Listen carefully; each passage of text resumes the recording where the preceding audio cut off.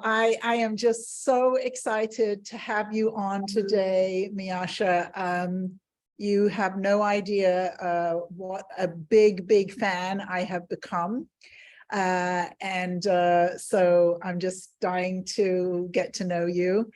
And what we do on the Filmmaker's Life is I don't start by giving your bio or anything like that, because we're going to find that out. I'm just going to ask you questions about your life. And basically these interviews are for filmmakers who really want to get into filmmaking, make feature films, make money. That's what I'm always talking about. And and so you're a huge inspiration for me. And some of you may know me. My name is Joanne Butcher. I'm a business coach, and I help filmmakers raise money to make their films, get them produced, and get global distribution. And I'm so excited today to have Miasha Coleman on. She and I met a few months ago in Miami at the Urban Film Festival there. And I was on a panel on distribution with her husband, and they talked about their film Secret Society. I was like, oh, Secret Society, what's that? So I went and I watched Secret Society, and I was blown away. And I have been going on and on and on about it ever since. And just so you know, Miasha, I taught a class about a month and a half ago, something like that. And I assigned my students the first 20 minutes of Secret Society. And then the next day we talked about all the marketing techniques that we could pick out in the movie, and people were just blown away. And pretty much everybody who was given the assignment to watch the first 20 minutes watched the whole movie, and everybody was thrilled. So I can't wait to learn more about you. So usually first question, oops, I'm sorry, somebody's working in the other room. There's some noise. Usually my first question is, when did you know you were a filmmaker? But in your case, I'd like to ask, when did you know that you were a writer and you wanted to be an author and write books? For me, it started really early. I was 9 years old, and I used to write poems and tape them to my bedroom wall. And my dad saw the poems, and without me knowing, he submitted one to the Philadelphia Daily News. Some time went by, and he was an adamant paper reader. He got the paper every day. So one day my poem showed up in the Daily News, and when I saw my name in print as a young girl, you couldn't tell me I wasn't a famous writer.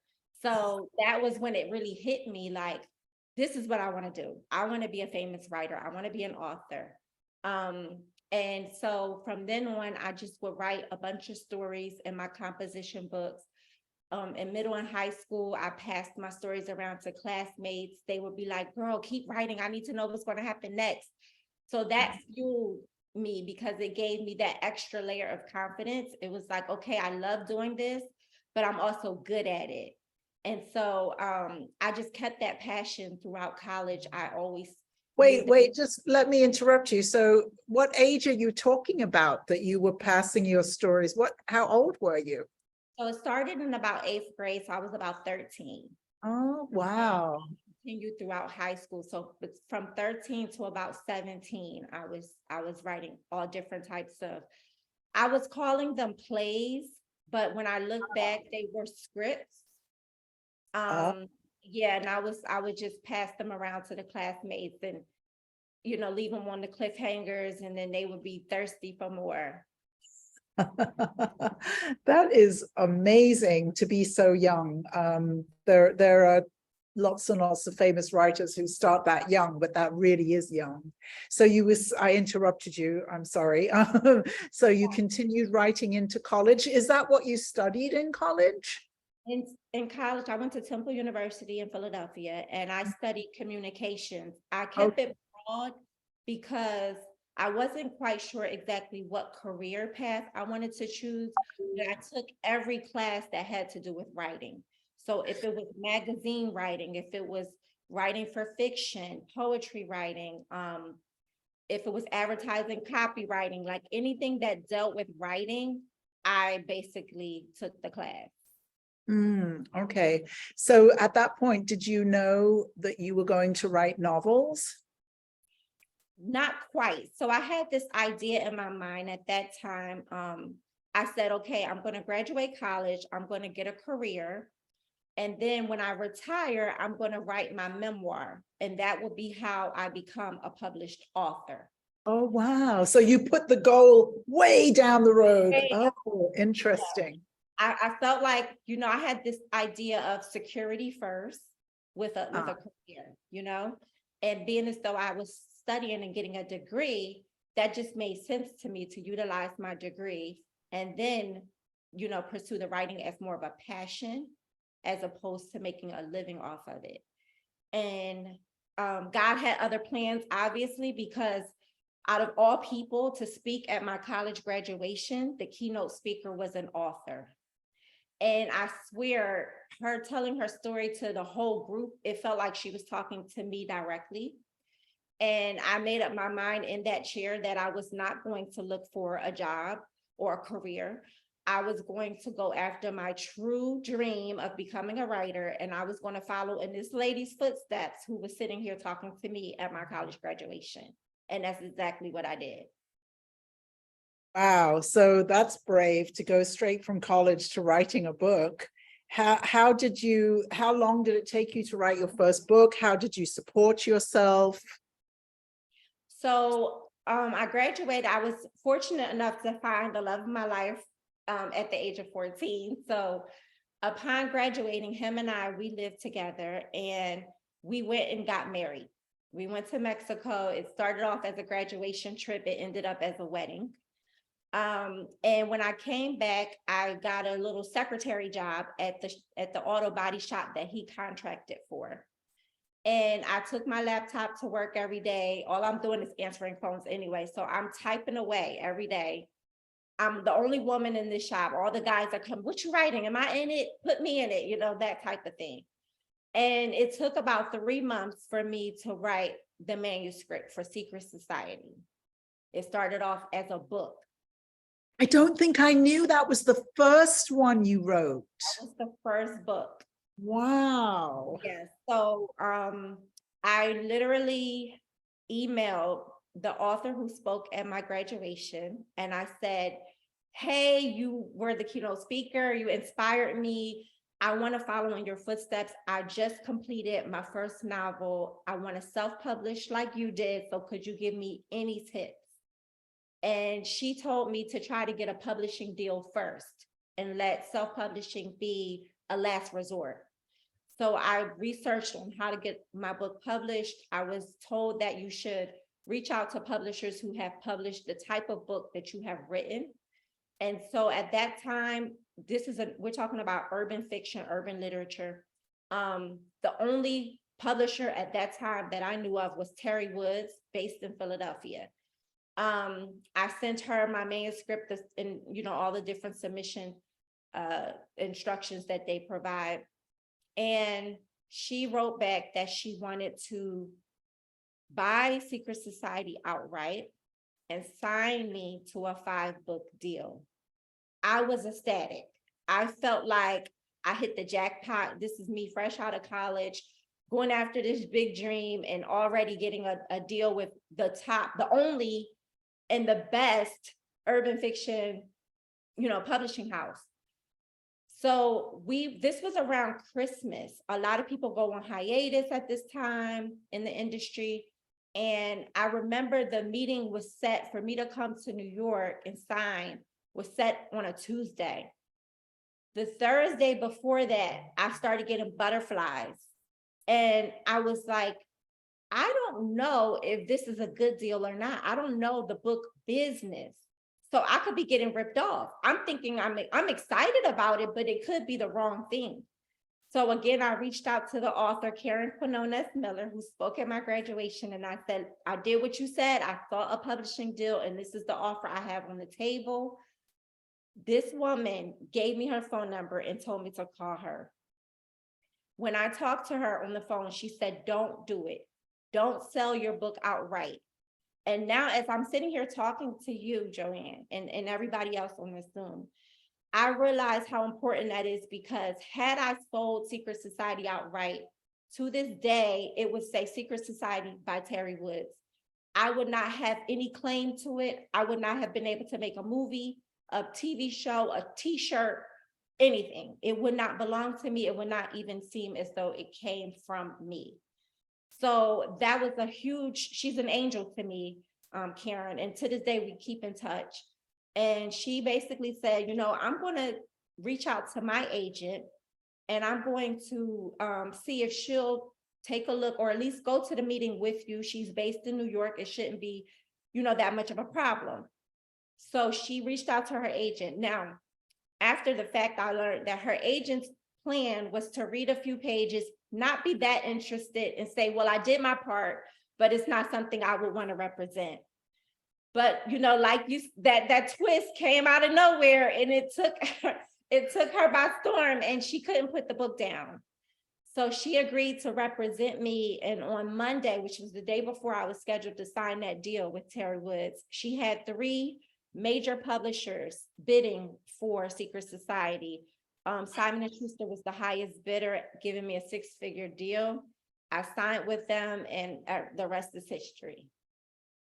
Wow, that is just an incredible story. I feel as though there are so many times that filmmakers get that first deal and they don't know. I remember a filmmaker writing to me and saying, I don't know about this deal. And I said, well, do you want to send me the contract? And she sent me the contract, and I said, I'm sorry, even if this is the only deal you ever get offered, I don't think you should do it. And so when somebody doesn't know the business, then, and I didn't even realize when you said selling the rights, I didn't realize it was going to come under somebody else's name. Absolutely. Wasn't even going to be your book. Oh, wow. Yeah. And thank goodness. And then to get a 6-figure deal on your first book, amazing. Now, when I talk about Secret Society, I find it very difficult to talk about because I don't want to spoil anything. And yet the spoiler thing is very significant, and I'd love to ask questions about it. So you've talked about this for years and years and years, so maybe you know how to talk about it better than I do. So I'm perfectly okay. At this point, the movie has been out for over a year, so I'm sure it's pretty, well spoken about. So if you want to dive in, we can definitely do that. Okay, well, going back to the novel, here's your first novel. I can understand, I think, why you would write a novel for an African-American or an urban audience, but what made you also want to write a story that dealt with LGBT issues? So it wasn't like that was my initial plan. Okay. Being completely honest with you, where I come from West Philadelphia, a small little hood, and I was basically writing a story about these 2 girls who hustle men for money based on what I was around, the environment that I grew up in, the girls that I had known, and how I saw them move, and what the mindset of a lot of us girls were in that. So I was writing that story, and on the very first page, I wrote the consequences of these girls' actions. Okay. And the consequences were pretty severe. Yes. And I asked myself, I kind of stepped back from it, and I said, what would really make a man take these measures on women? Okay. I said, it has to be deeper than him finding out that she was cheating or finding out that she was just using him for money. Okay. And the twist of, if he found out that they were, that kind of just popped in my head. And when I did, I said, wow, because I had never read a book like that. That's right. even known a person who lived that lifestyle. Okay. So I felt like it would be a compelling story. That was the surface. It would be a compelling story. Then when I researched more into it and I actually interviewed a young lady who lives that lifestyle, I started to feel very much like compassion that I had never even thought about when it came to that community, and particularly that niche in that community. I had never known anyone who lived like that. So for me, it just never occurred to me what they go through. It never occurred to me that they have these struggles just for being who they are or living in their truth. And so when I learned all of these things, I just felt like it would do what it did for me for a lot of other people who had never made that connection. Wow, that's really amazing. You know, it takes me back. Several years ago, I was working on a TV show called Addicted, and part of my job was casting, and I was looking literally for addicts who were at the point of death and casting them for the series. And one person who did not make it into the series, Carol, I don't remember many of my friends' names, but anyway, I remember Carol, and she was in her 50s. She was a prostitute in San Francisco, and she had grown up, she was African-American, she had grown up very well off. And at the age of 19, her father died, and she was handed over to an uncle who was a pimp, who pimped her out. And she started that lifestyle at the age of 19. It's just right. But getting to know Carol, I had never met anybody who lived the life of a prostitute, and I will never forget Carol. She made an impression on me that, you know, and we ended up putting her in one of the shows because one of the young women who we did bring on the show was a prostitute and thought that it was okay. And we introduced her to Carol, and Carol clarified things for her, you know, with some tough love and a lot of compassion. But I saw it when you spoke about it, that the compassion that you had when you met somebody who lived that way, and that comes across. Now I'm going to have to read the book, but in the film, it comes across so much that we as the audience have such compassion for those characters. We see them from their struggles and from, you know, they want to live good lives, right? You know, and they go about it in some very strange ways, but right. And that's the only way that they feel that they can achieve that. Yes, that they can. And so this is, I think I did know that this was your first novel, and I had totally forgotten. I was thinking, oh, that must have come. So what happened after that? After you got your deal, you got your publishing house, and you signed on the dotted line for Secret Society. What happened after that? So at that point, I felt rich. Like, oh, me and my husband both. We were like retired, just gonna write books forever and just live off this good book money. So I was doing 2 books a year. I was on a nationwide tour. Simon and Schuster had me on a nationwide tour. Then for me, because where I come from, it's like if you get something this big, you're gonna celebrate really big. So I remember my very first book release party. I didn't want it to be this small, intimate gathering where we just read excerpts from the book.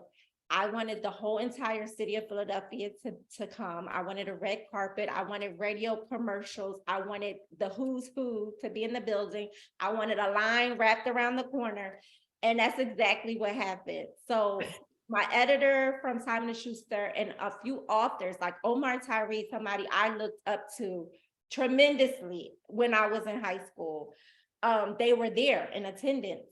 And I remember like 2 days after the event, my editor called and she said, you know, Omar Tyree called Simon and Schuster and said he wants the Miasha treatment.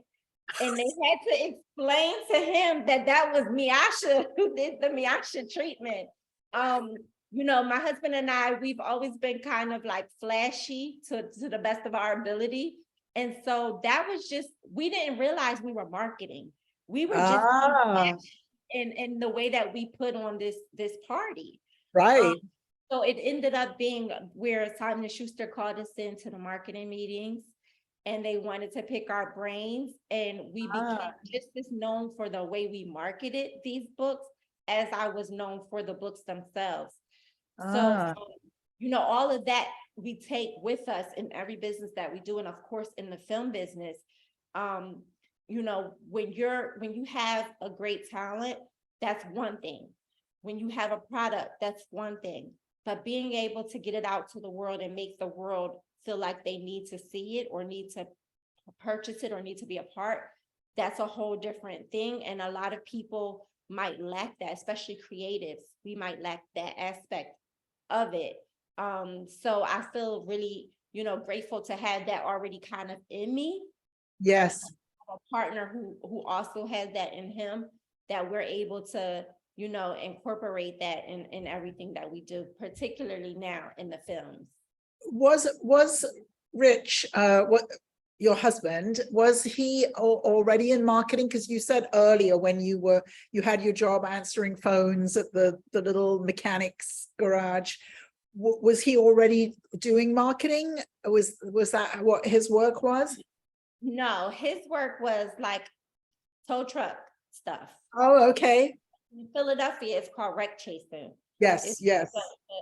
it's like an underworld industry or whatever. So you do have Uh-huh. to be salesy to an extent. You do have to Uh-huh. be salesy. But as far as the marketing, it just was like I was saying earlier, it's just something that, we just wanted to have this big, great announcement. And we did it in putting, like, he would wear t-shirts with the book covers on them, or when we did photo shoots, I would always be in the photo shoots with the book. And just, it was just the way that we wanted to present ourselves, and it turned out that it was marketing. That's called marketing, right? That's awesome. Oh, that's what marketing is. Right. Having a great big party and inviting everybody. Like That literally my second book release, Kevin Hart, he was the host, and he did a comedic bit at the event. So it was like everyone got bigger and bigger. wow, that's amazing. So at this point, how many books have you published? So I have 10 books. Okay. And then I've always wanted to see my books turned into films. Mm, And I think that's kind of like low key every author's dream, is they wanted to, go into the next phase.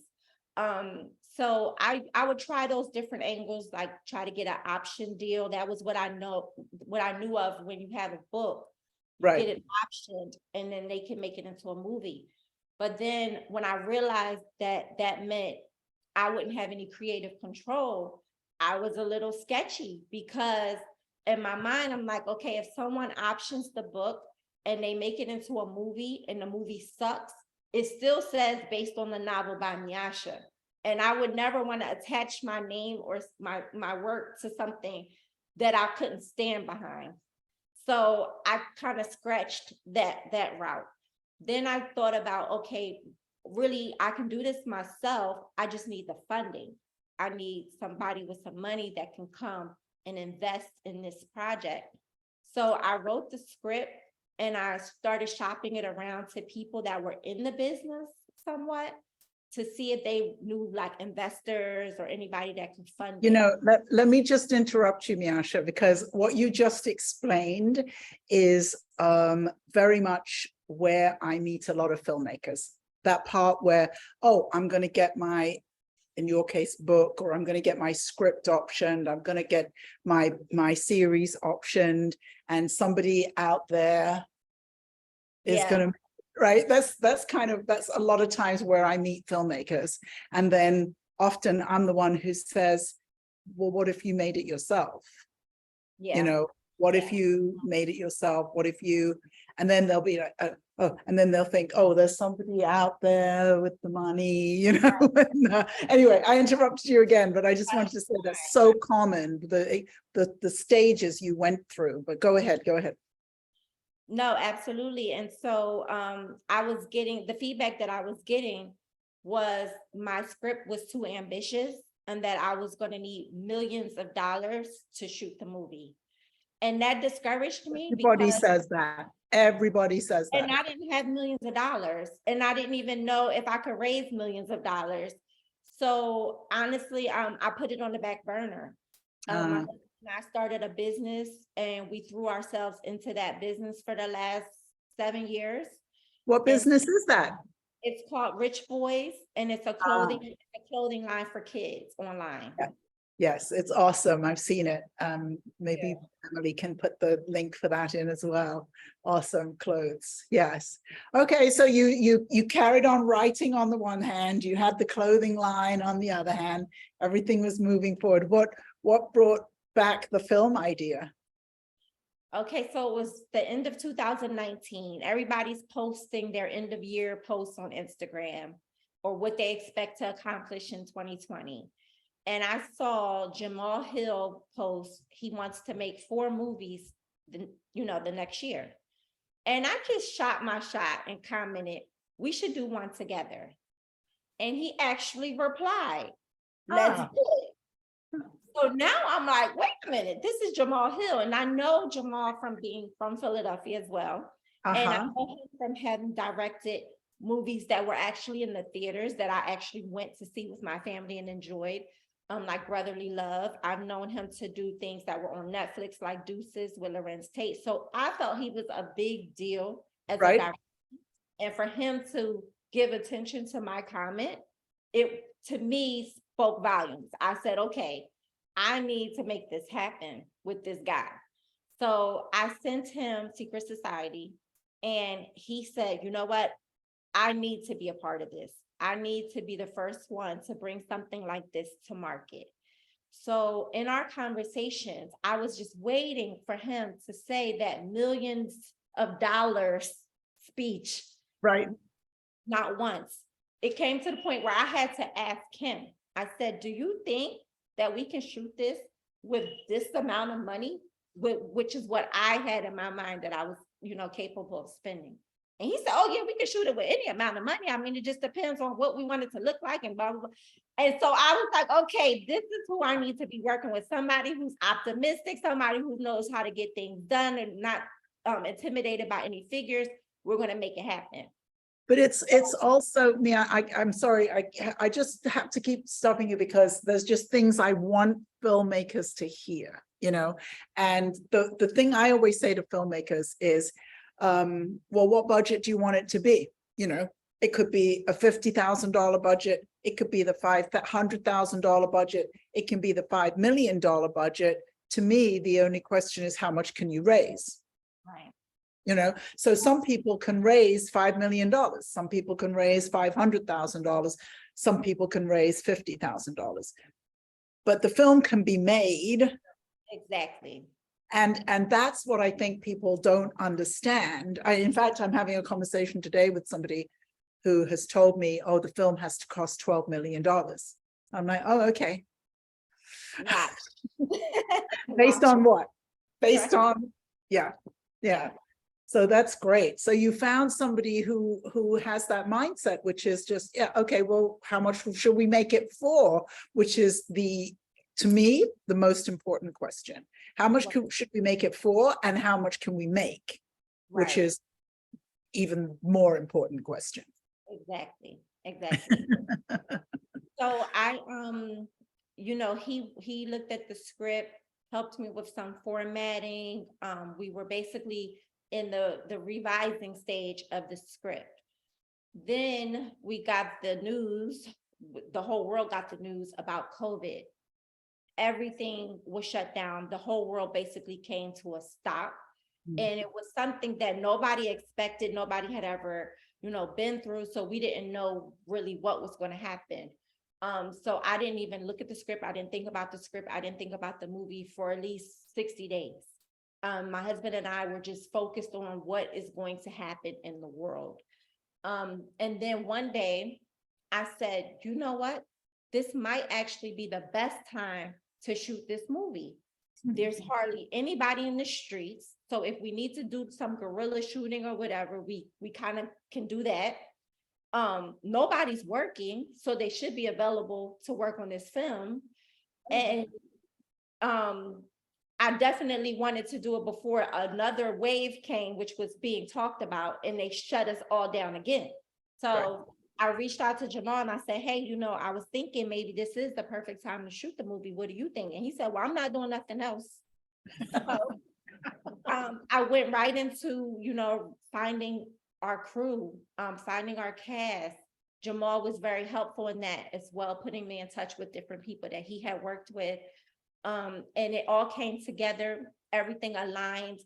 And we were able to shoot Secret Society in 15 days at the height of COVID. Not one person on our cast or crew was positive, thank God. And we got it done, and we created something that I really feel strongly is a masterpiece. I really do. And and even with the response that we've gotten from everybody who has seen the movie, they attest to it being just a really well done project. You know, I as I said, I'm obsessed with the film. I go on and on about it all the time. And there are so many reasons why. And I think that the first thing is that when you don't have millions of dollars to make a film, what do you have? You have creativity, Right. You know. And so for me, Secret Society is the film probably in my entire life that I have found myself saying, oh my God, no, that didn't just happen. That is a huge compliment, Joanne. It really is. It's like so many times, you know. And so I think people, you know, in Hollywood, people sort of follow certain formulas, and Secret Society doesn't follow any formulas. You know, Right. it's just pure storytelling Yeah. and character. And, you know, as I said, when you don't have all the money in the world and A-list actors and that's what you have. That's, I always say, that's what you have. Let's get our script to being, I call it a 10, you know, let's get the script to being a 10. Let's work on that. That's not costing us anything. Exactly. So the story is so good. And as I said, there's just so many times when you really taken by surprise that you know, you can't predict what's going to happen. So I love that you call it a masterpiece. I call it a masterpiece.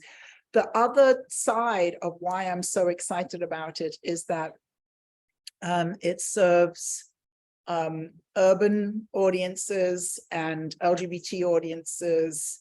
And these are two very underserved audiences. And what I've been going on and on and on about for a while is, in today's climate, you can make films for underserved audiences and make money. Absolutely. Absolutely. You know, that's, I think, such an exciting prospect. It's not like, oh, I'm going to make a film for an underserved audience and 3 people are going to see it. Right. Right. And I think, you know, when you talk about underserved audiences, that's kind of like a void in the market. So like, if they're underserved, that means they don't have enough for, you know, enough supply for the demand, Right. Which that in itself creates that opportunity for money to be made. Yes. That void. Yes. So you're also a producer on Secret Society. So what in terms of your role, not as the writer, what involvement did you have in terms of being a producer? What was your work there? I guess getting Jamal Hell was a good start. It was definitely a good start. And my husband and I, we're hands-on people. So even without the title of executive producer, we would have been doing all of the, you know, the legwork of an executive producer, just because, like I said earlier, when my name is attached to something, I want to make sure that it's the greatest that it can be. And if that means wearing all of these different hats to make sure that this gets done correctly, then I'm going to do it. So I literally was like the costume designer. I was also making sure I'm on set every single day from start to finish. And every scene, I'm there right beside Jamal with the headphones on, making sure they're saying it the right way or delivering the emotion the way that I envisioned it to be. And I'm grateful that I had Jamal Hill and the rest of the cast and crew that I had, because there were no egos involved. And as director, he could have been like, I got this, but he was very, very open to everything that I had to say, all the input. If I was adamant about reshooting a scene, he was okay with that. A little pushback because, he still had to be Jamal. But if he understood where I was coming from, he let that happen. And this being my first movie, I didn't know what to expect, but I'm knowing now that a lot of directors, they don't do that. They want to be the ones to set the tone, and everybody else kind of follows their lead. So I was really appreciative that he allowed me to have so much input without it being Well, one thing I always find myself saying to my clients when they are the ones who raise the money and put the money in, I always get back to whose film is it? So, when they hire a director, it's your film, That's so true. That's so true. Yes, yes. So I got to talk to you about the costume design. I did not know you designed the costumes. I mean, I just saw Secret Society 2, so it even goes up, several notches. But I can't believe the costuming in Secret Society. And I didn't know that you designed the costumes. How did you deal with that? How many costumes are there? I know. I had plans on hiring someone. So I follow a lot of stylish people on Instagram. And you are definitely a fashion icon. So a lot of the people that I follow who are very much into fashion, they also are a part of the LGBTQ community. So it would be great to hire someone in the community to do, the costume designing for the movie. But those numbers always play a part. And when it's your money that you're using and you have this budget that you can't go over, you have to be very strategic with how you spend those dollars. Yeah. So when I got those invoices or those proposals, I should say, I thought to myself, would I be doing myself a disservice to pay the person this money as opposed to using the money to buy the things that I need to buy to give these girls the looks that I want them to have? So it came down to, if I could use the money to put it on the screen, that would better serve this project. And that just meant, you have to do more, more labor, but it would be better for the project. And so I just had to, I was fortunate enough to have a store here in Miami, Odds, who I was able to pull a lot of pieces from. And the manager there, she was very welcoming. Again, this is during COVID. So business for a lot of these brick and mortar was not existent. So me walking in her doors 3 days before we're shooting, saying, I need to pull all of this stuff, generating dollars. Of course, she was giving me a great discount, but at the same token, she was getting business that she wasn't getting before. Right. So it was when other businesses online I was able to tap into. And it was just more so me finding, like, I already knew these characters because this came from a book. So I was very familiar with girls.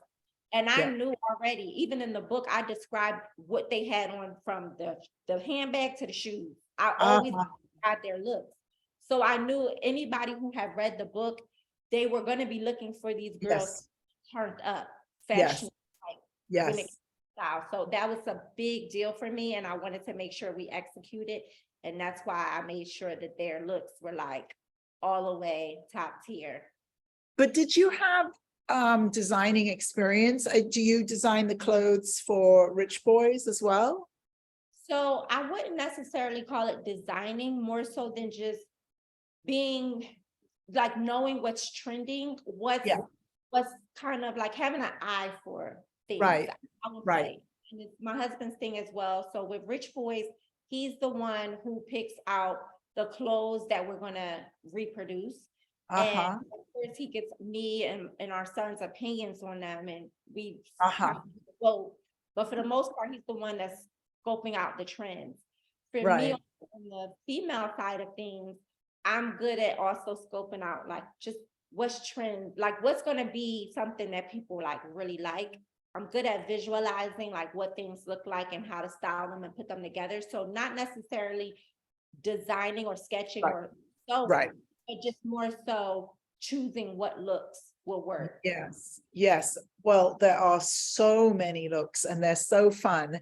And I feel as though sometimes the girls are just amazing and sometimes they are over the top in a way that's very interesting to me, the way that they present themselves. What That's is that about in their, purposeful.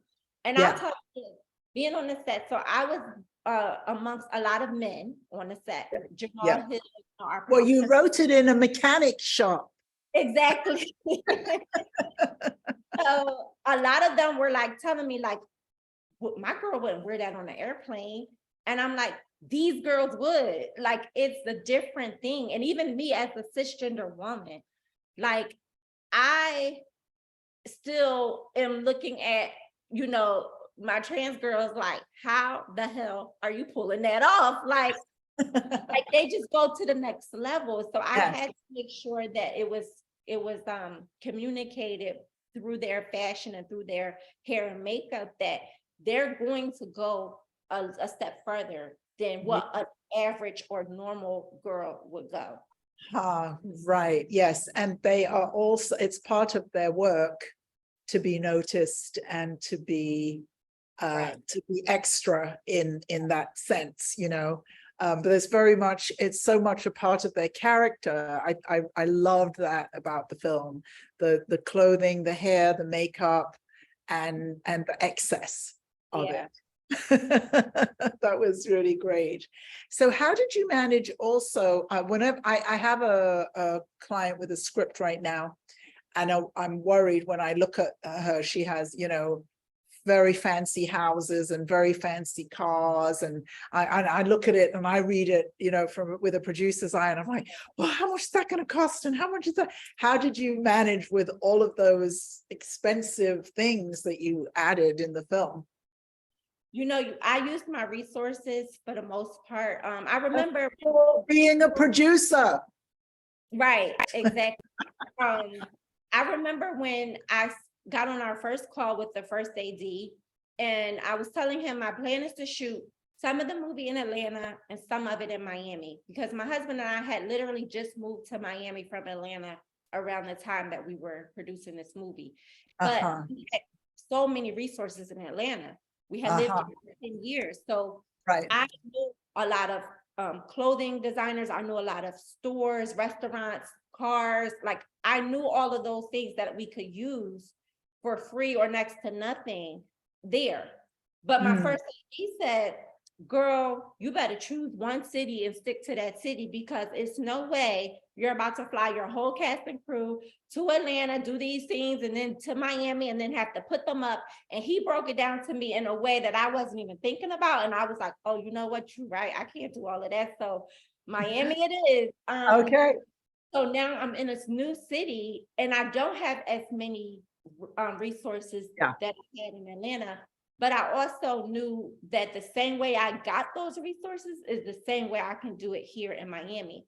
You know, you go to these exotic these car rental places, and you let them know, hey, look, and matter of fact, the car rental place I had used for Rich Boys. We had did photo shoots with their cars before. So it was just a matter of, doubling back. Hey, remember me from Rich Boys? We did our photo shoot here. We shouted you out on our Instagram page. Well, now I'm doing a movie. And now it's like we had that rapport. Plus, when you tell them you're doing a movie, you'd be surprised how many people want their stuff in a movie. They want that kind of exposure. So you have these things working for you. You just use your, your leverage as best you can. Negotiate. Again, with COVID, we were so fortunate. That was a gift and a curse, because so many people were willing to give us a lot more of a discount, because it was better than nothing, So we were able to do like Airbnbs for some of the houses and the locations that we needed. Of course, the exotic car rentals for the cars. We used some of our own cars, and like our own house, and stuff like that. You pull from every which way, and just always make sure that the person that you're asking, you see some kind of benefit for them, and you make sure they know that that benefit exists. Fantastic. So tell me again the name of the clothing store you said you went to 3 days before, because I want everybody to go there and spend some money. It's called Odds, ODDS. Aha. Odds Concepts. That's great. Yeah. So then, was it this year? No, not this year. When did you shoot Secret Society 2? It was this year. It was January of this year. We started mid-January, and we shot it in 15 days as well. We ended the early part of February. Fantastic, because I just watched it on Amazon, so that's like a very short window. Yeah, I didn't even realize it until, it's funny enough, the other day we were talking to our accountant, talking about taxes and stuff, and I was like, yeah, we shot part 2 last year, and then my husband looked at me and was like, no, we shot it this year in January, and I'm like, oh my God, it's out already. So it's kind of crazy, because when you're in the mode of just doing it, you're not realizing, how fast you're moving. But yeah. So actually, I just realized I skipped a really important part. I want to go back. So you shot Secret Society, you got the car rentals and the houses and the costumes and all of that. You finished shooting, then you went into post-production. What happened then next with distribution? Because I can't assume you knew anything about that when you went into this whole thing. No, the only thing I knew was that there were so many different avenues that weren't available to independent filmmakers maybe 5 or 10 years ago, right? So I was confident that somebody was going to take this movie. Like, we were going to get it somewhere. There were so many different, between all of the streaming networks and things like that. So of course, I would have loved to been in theaters. I think that's like one of those goals attached to, if you make a movie, you want it in theaters, right? But with COVID, it just wasn't smart to take that route. We wouldn't have really made any money that way, because you can't even fill a theater. You had to have, like, I think it was 30% occupancy or something to that extent. So even with our premieres, we couldn't pack the theater. So we were looking strictly into streaming. And of course, we were looking at distribution deals. So we spoke to a young woman who was previously an attorney for Wendy Williams, and we had known her from when we did the books. And when she saw the screener, Secret Society, she was super excited about coming on and helping us get distribution for it.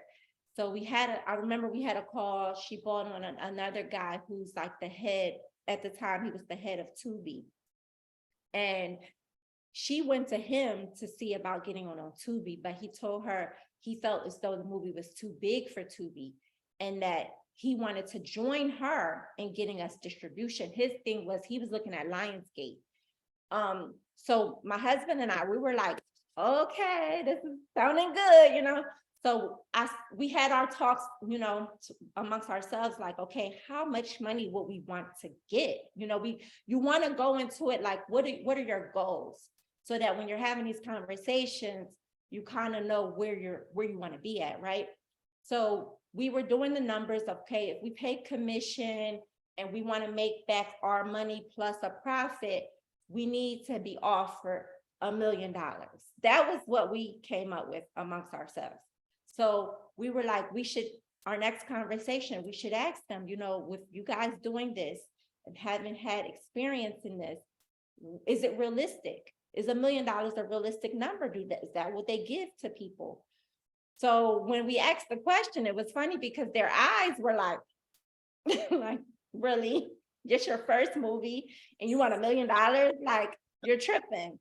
So they explained that, you know, with first movies, you might not really make a lot of money, but you'll get the exposure that you need, you'll get a home, and then you'll be able to make more movies and then start making money. Wah, wah. And then they said, I'll give you an example. They said, this movie that I can't remember the name of the movie, but Damon Dash. Now we all know who Damon Dash is.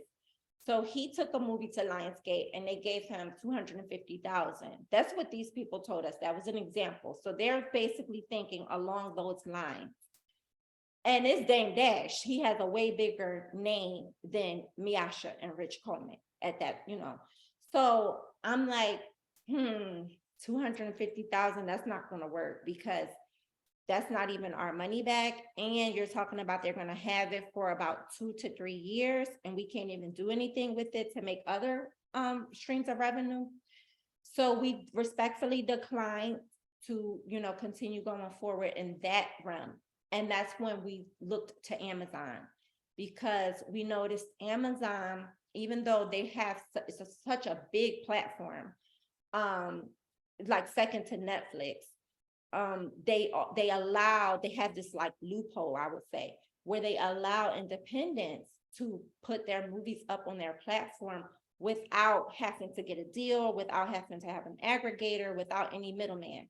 So that appealed to us. And then we thought about it in terms of, okay, how many people do we need to rent or buy this movie to make the money that we're looking for?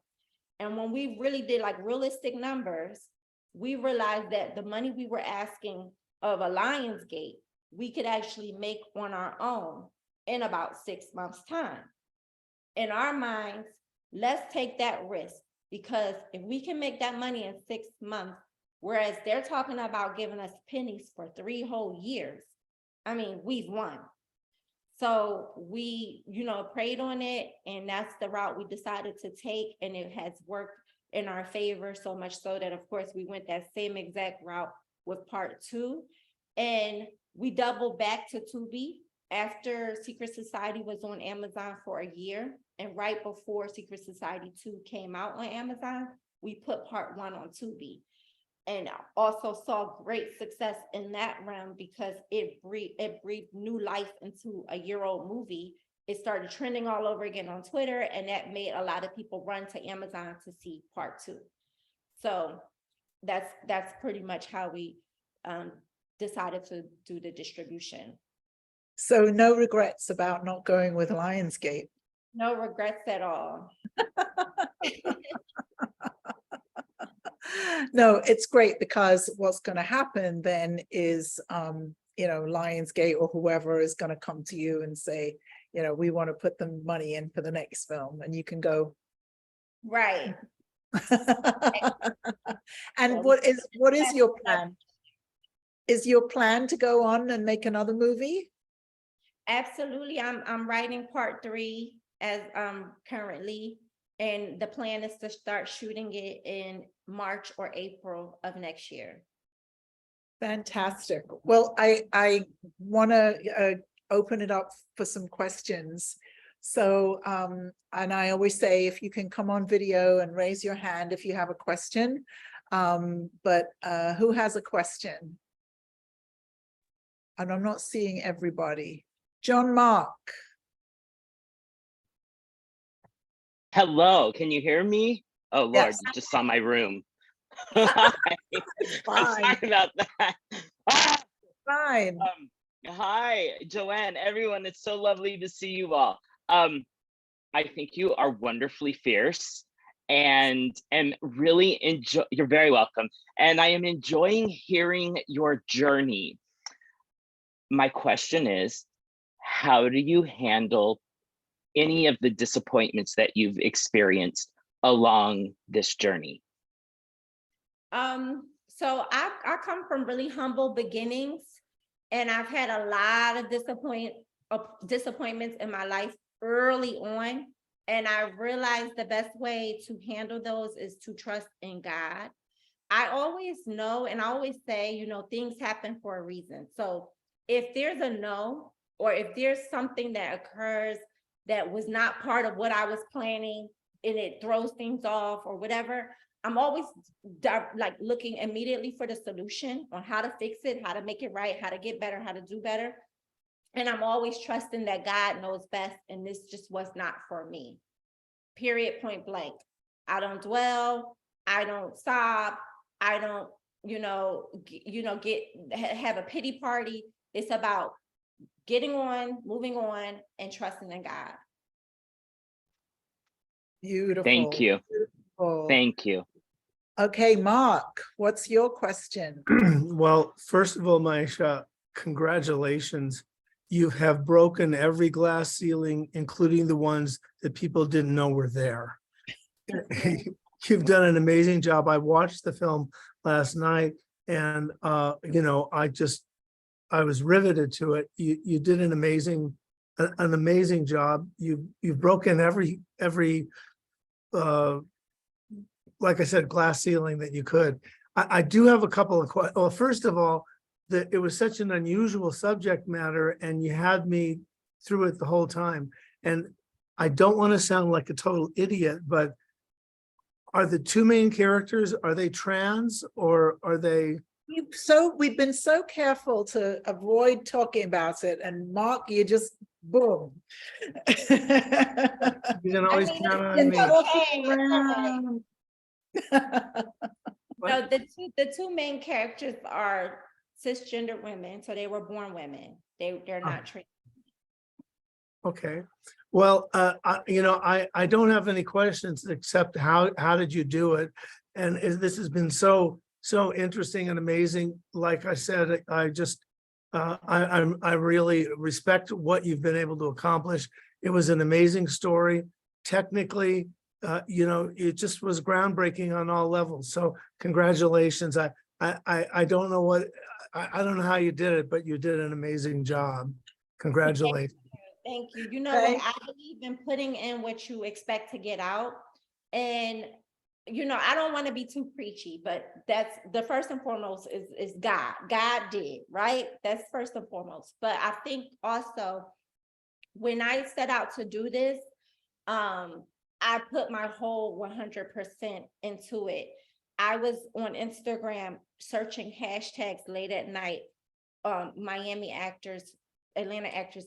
I didn't go the traditional route of hiring a casting agent and putting everything in their hands. I didn't go the traditional route on any of it, where I would hire somebody and put it all in their hands. And it wasn't necessarily like, oh, I don't trust them. It was just that I knew what I was looking for. I knew what I was trying to achieve. And so who better to pick out these people or pick out these things than the person who knows exactly what it's supposed to look and feel like. In addition to that, I got blessed with an amazing crew. This was my very first movie, and I had no idea. Like, originally, me and my husband were saying, oh, we're going to call up Calvin, the guy who we used to use to do all our promo videos in Atlanta for Rich Boys. We're going to call up Calvin and see if he can bring a couple guys out Miami and shoot Secret Society. Like, that was our original theory, right?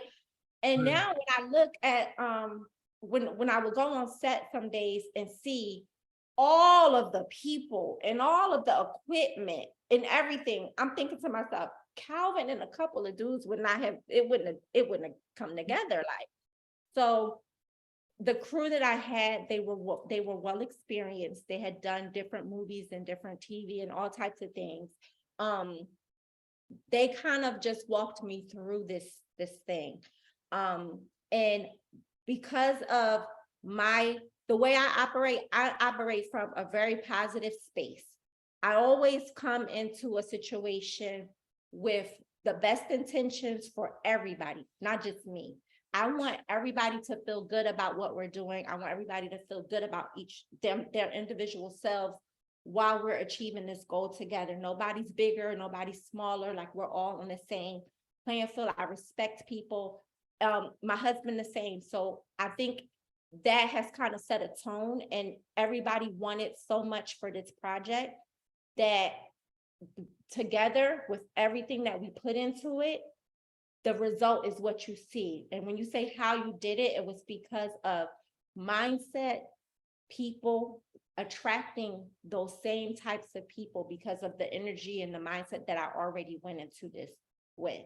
So you always want to make sure that what you're putting in, if you expect to get something big in return, put big in.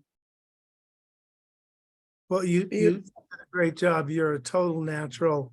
It must be amazing to discover that you have this incredible talent and vision. Congratulations. Thank you. Thanks, Mark. Jimmy, what is your question? Hi, so I watched the film as well. It was really good. Thank Really, you. really good. And Now Jimmy's a Tubi fan as well. yeah, regarding on the platform as well. No, it's and just person as a Black woman, it was just so good to see. Like, this was just great to see. Yes. No, so on levels I can't even explain how happy I was enjoying that film on so many different levels. So you've got someone who's joined your cult here. My question is around converting, two questions. One is around converting your novel into a screenplay, because I've written a few novels, and I'm doing a documentary right now, but something I've been chewing on is at some point in the future. What was that process like, and what was some of the the good, the bad, what was that process like in terms of the converting a novel into a screenplay? And the other question was around marketing. What were the kinds of things you folks did to draw people to the initial Amazon page? Okay, so the first thing about I'm sorry, you said there were two questions, so go back to the I first one. forgot the first one as well.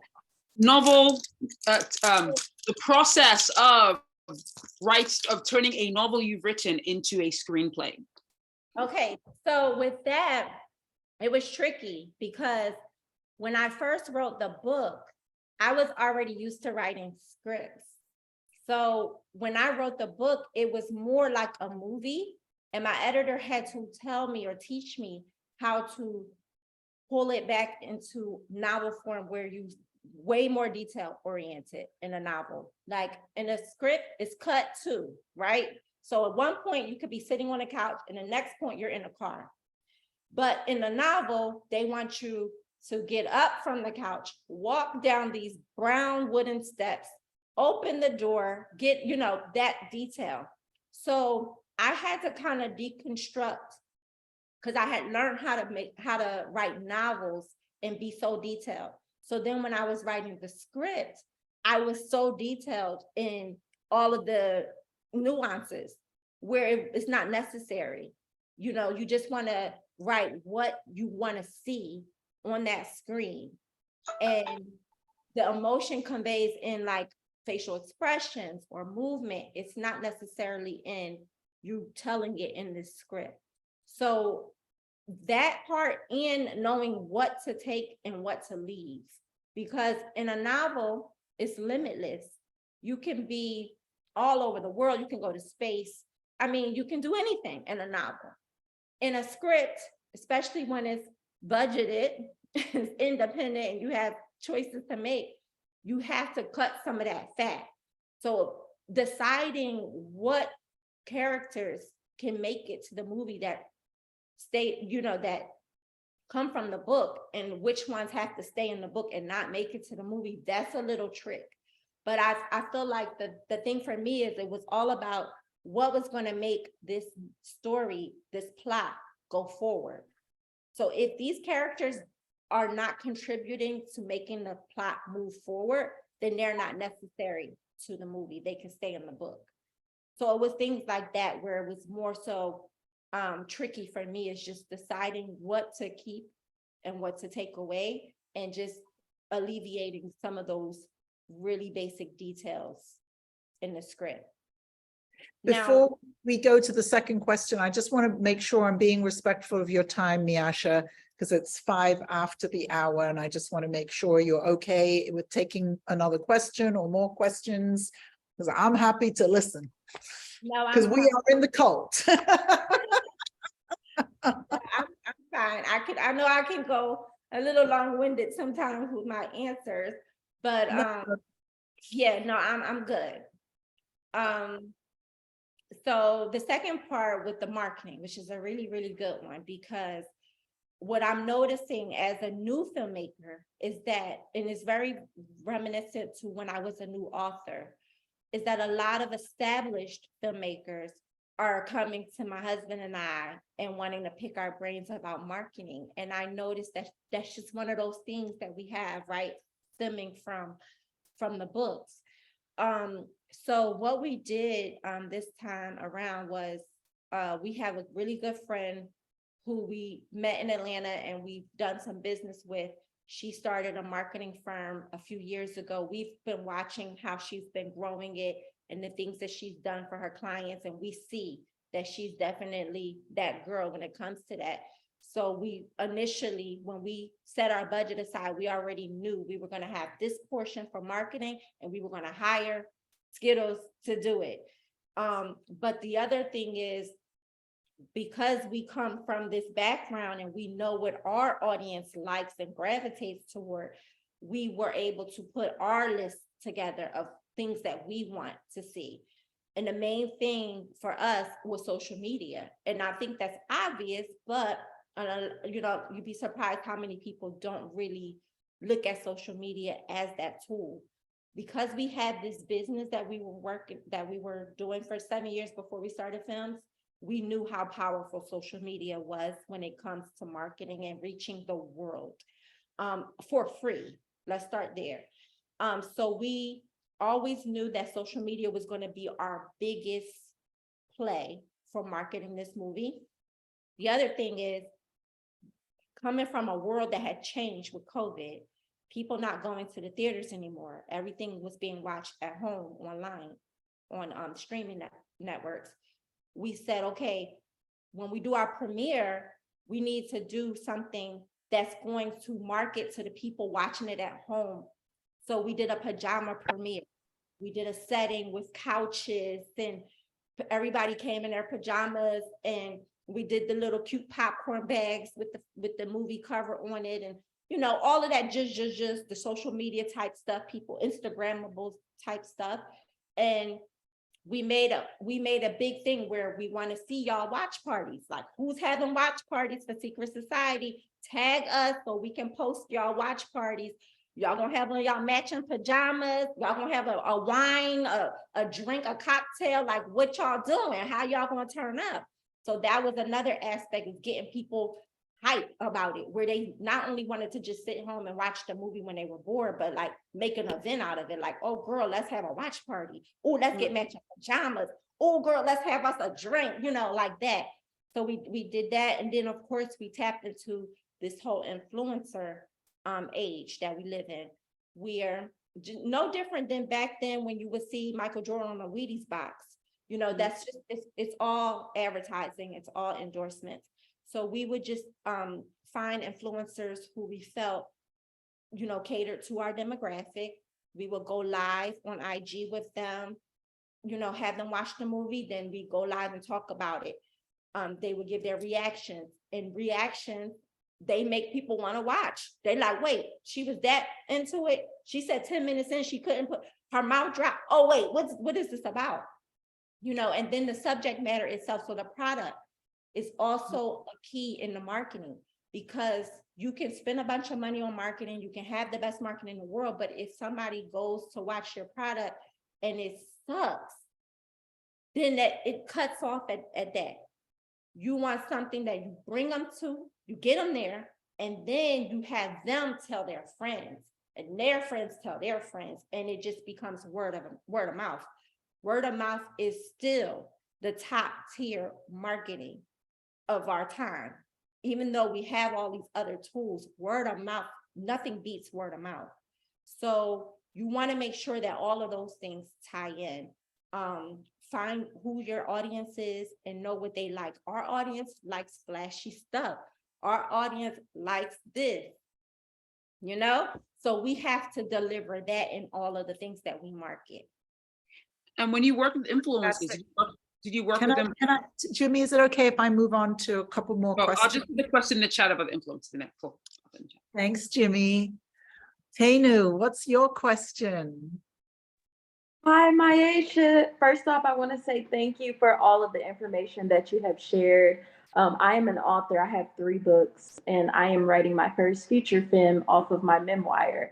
So my question is, how did you battle with self-doubt or, the doubt of others not believing in your vision and your dream?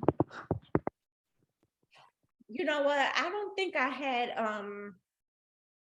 I've ever had doubt from others. I think because I started this journey so early, people were able to see like a talent in me very early on, and they always knew that I was going to be this person or do these things. So fortunately, I didn't have to deal with too much doubt from anybody outside of myself. When it comes to self-doubt, I have very little of that, and I'm not trying to say that to be cocky or anything like that, but I've always, for some reason, I don't even really know where it comes from, but I've always had this thing inside of me I had this drive and these ambitions, like these big grand dreams and plans without even really knowing how they were going to come to fruition. It was just something in me. So I've always been driven by what vision I have, right? So the self-doubt might come from more so intimidation. Like, let's talk about the movies for an example. Part 1, when we shot it, we delivered it to the world. We realized, wow, we did something great here. People love this movie. When it came to do part 2, I didn't want to because of the bar we set with part 1. And it already is a stigma with part 2s anyway, that they're never as good as number 1 or whatever, the jinx or whatever it is that part 2s get. So to have that plus the fact that this was just such a dynamic movie, how do we top that? I didn't want to touch it. So I had a lot of self-doubt there, or more so just a little bit of intimidation on carrying a story like that to the next level. But pray on it.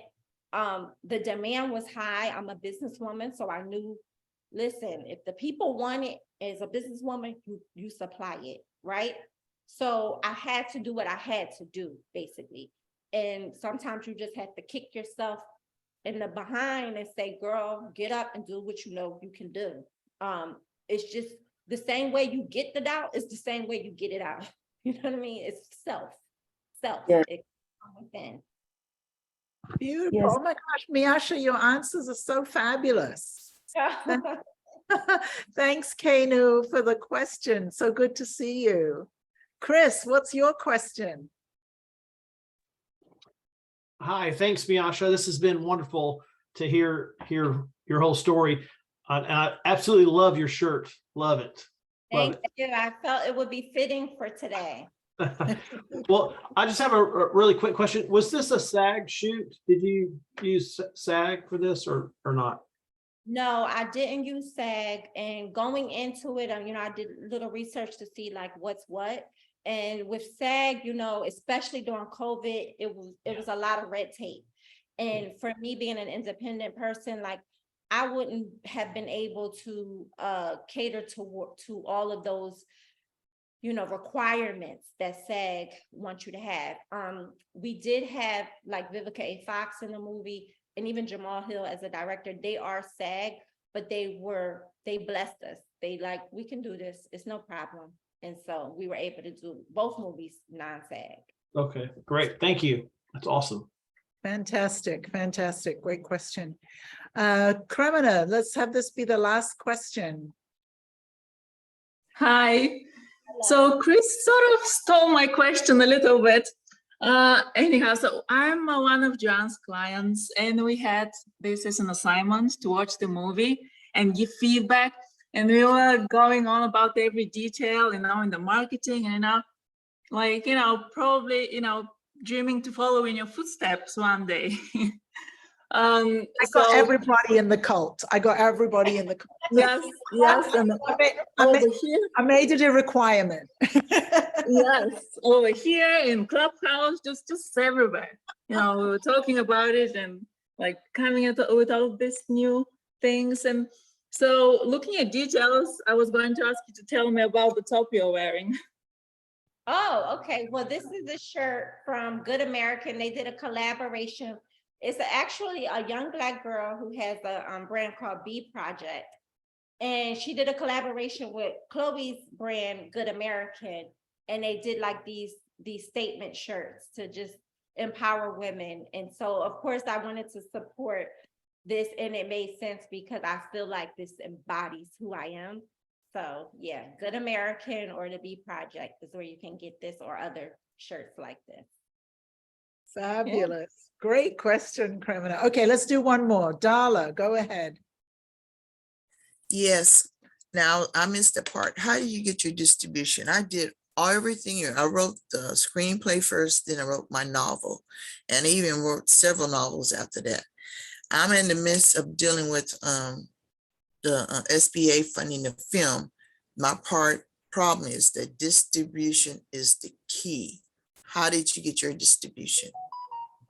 Okay, so I got distribution through Amazon, which is not really necessarily, and this is the good thing, especially for independent filmmakers, it's not necessarily something that you have to get, because there's no middleman, there's no deal that they're making. It's just a platform that allows you to put your film on their platform, as long as you follow all of the different, requirements in terms of the specs.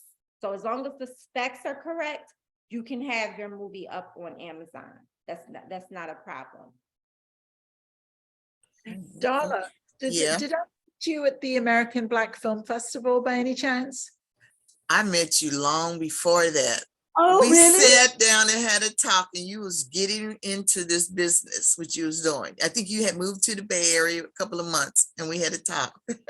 Wow, I knew you from somewhere. Fantastic. So good to see you. Thank you for your question. You too. And I'm glad to see how you grew this thing. That's really nice. Thank you. Oh, shall we take one more? Coco? Yeah, yes. Oh, sorry. Coco, go with your question. Go with your question.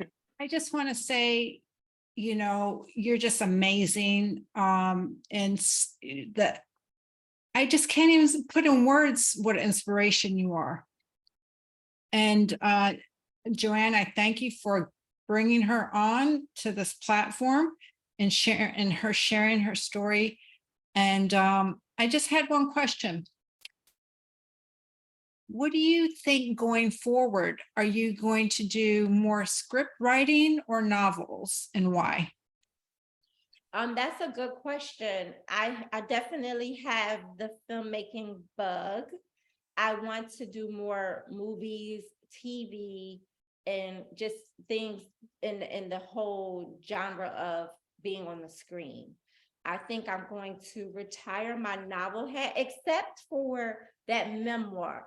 I think I still might go back to that at some point in my life, when when it's all settled and I'm just laying around and looking at the ocean, I'll write my life story. But for now, it's going to be more scripts for film and TV. Awesome. God bless you and your family. Amazing. Thank you. Thank you, Coco. So Miasha, thank you so much. I cannot tell you how I have been looking forward to this for so long. And this morning I was all like bumbling around because I was all nervous. So doesn't usually happen when I do these interviews, but I was just so excited to have you on. And it's what a great story. And to hear, it's always amazing to hear somebody come from very humble beginnings and make such an amazing life and be such an inspiration for so many people. I'm just thrilled to meet you, and I'm sure we'll be meeting again because I'm in Trinidad right now visiting my family, but I'll be back in Miami, and we'll meet at the clothing store or something. Yeah, have a drink. Yeah. I'll fly to Miami just for that. I'm in New York. We'll go shopping. Yeah, Thank you. some of this warm weather then if you're in New York. Yes. Well, just thank you so much, and look forward to seeing the next film, and see you back in Miami. Thanks, Miasha. Thank you so much. Thanks, everybody. Good luck. Bye. Thank Thanks you. everyone for coming. Bye. Bye. Bye.